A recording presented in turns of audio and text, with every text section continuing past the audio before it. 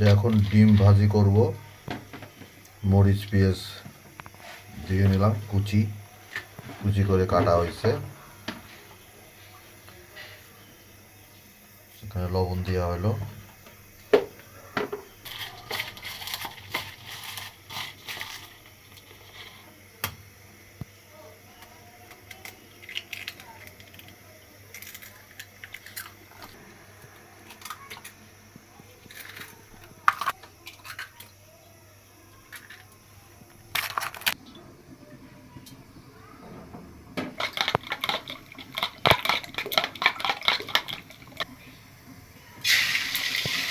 এই তেল গরম করে তার মধ্যে ডিম ঢেলে দিলাম।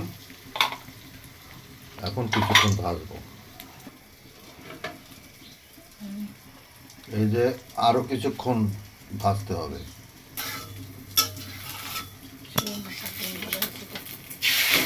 এই ডিমটা উল্টাইতে হলো, এক পাশ ভাজা হয়ে গেছে, এখন উল্টায় আর এক পাশ ভাজতে হবে। আমার ডিম ভাজা শেষ। এখন ডিমগুলো একটু পিস করে নেব, তারপরে এই ডিম দিয়ে রুটি দিয়ে নাস্তা হবে। সবাই এইভাবে ডিম ভেজে নেবেন।